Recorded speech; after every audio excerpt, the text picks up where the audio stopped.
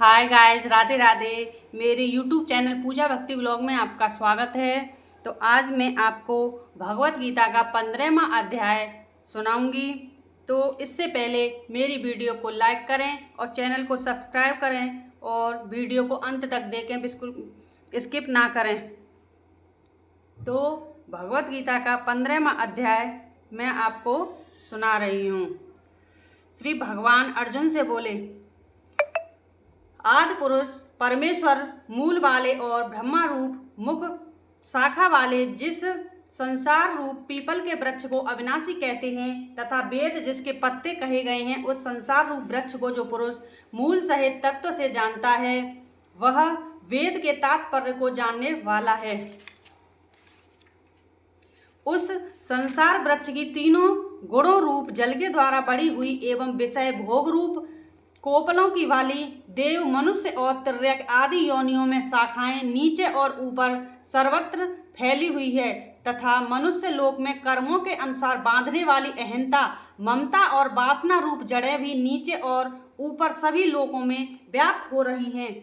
इस संसार वृक्ष का स्वरूप जैसा कहा है वैसा यहाँ विचार काल में नहीं पाया जाता, क्योंकि ना तो इसका आदि है और न अंत है तथा न इसकी अच्छी प्रकार से स्थिति ही है। इसलिए इस अहंता ममता और वासना रूप अति दृढ़ मूलों वाले संसार रूप पीपल के वृक्ष को दृढ़ वैराग्य रूप शास्त्र द्वारा काटकर उसके पश्चात उस परम पद रूप परमेश्वर को भली भांति खोजना चाहिए, जिसमें गए हुए पुरुष फिर लौटकर संसार में नहीं आते और जिस परमेश्वर इस पुरातन संसार वृक्ष की प्रवृत्ति विस्तार को प्राप्त होते हैं, उसी आदि पुरुष नारायण के शरण में हूँ।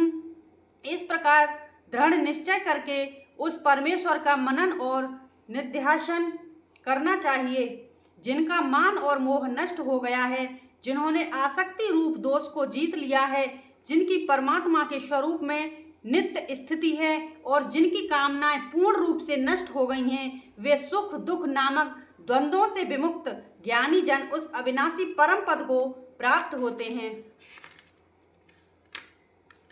जिस परम पद को प्राप्त होकर मनुष्य लौटकर संसार में नहीं आते, उस स्वयं प्रकाश परम पद को न सूर्य प्रकाशित कर सकता है, न चंद्रमा और न अग्नि। वही मेरा परम धाम है। इस देह में यह जीवात्मा मेरा ही सनातन अंश है और वही इन प्रकृति में स्थित मन और पांचों इंद्रियों को आकर्षण करता है।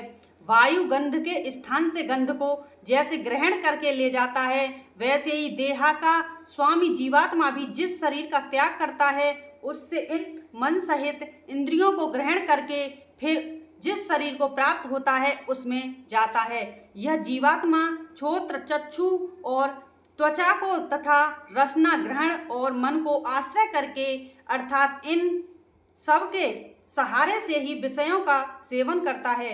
शरीर को छोड़कर जाते हुए को अथवा शरीर में स्थित हुए को अथवा विषयों को भोगते हुए, इस प्रकार तीनों गुणों से युक्त हुए को भी अज्ञानी जन नहीं जानते।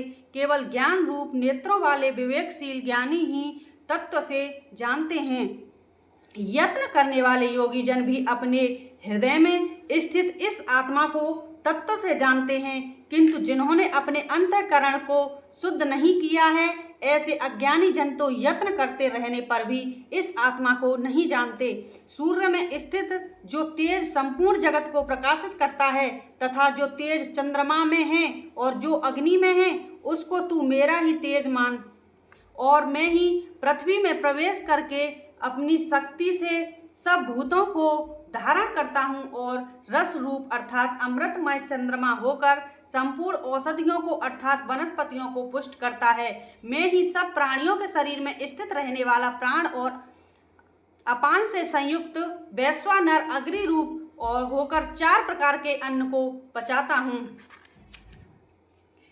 मैं ही सब प्राणियों के हृदय में अंतर्यामा रूप स्थित हूँ तथा मुझसे ही स्मृति ज्ञान और अपोहन होता है और सब वेदों द्वारा मैं ही जाने के योग्य हूँ तथा वेदांत का कर्ता और वेदों को जानने वाला भी मैं ही हूँ। शरीर तो नाशवान और जीवात्मा अविनाशी कहा जाता है। इन दोनों से उत्तम पुरुष तो अन्य ही हैं जो तीनों लोकों में प्रवेश करके सबका धारण पोषण करता है एवं अविनाशी परमेश्वर और परमात्मा इस प्रकार कहा गया है, क्योंकि मैं नाशवान जड़ वर्ग क्षेत्र से तो सर्वथा अतीत हूँ और अविनाशी जीवात्मा से भी उत्तम हूँ, इसलिए लोक में और वेद में भी पुरुषोत्तम नाम से प्रसिद्ध हूँ। भारत जो ज्ञानी पुरुष मुझको इस प्रकार तत्व से पुरुषोत्तम जानता है, वह सर्वज्ञ पुरुष सब प्रकार से निरंतर मुझ वासुदेव परमेश्वर को ही भजता है। हे निष्पाप अर्जुन, इस प्रकार यह अति रहस्य युक्त गोपनीय शास्त्र मेरे द्वारा कहा गया है। इसको तत्व से जानकर मनुष्य ज्ञानवान और कृतार्थ हो जाता है। ओम तत्सत। भगवत गीता का 15वां अध्याय समाप्त हुआ। तो अगर आपको हमारी भगवत गीता समझ में आ रही हो तो आप ज़रूर सुनें और हमारी वीडियो को लाइक करें, चैनल को सब्सक्राइब करें। अगले 16वां अध्याय हम कल अपलोड करेंगे। तो अभी के लिए सबके लिए राम राम, जय सीताराम।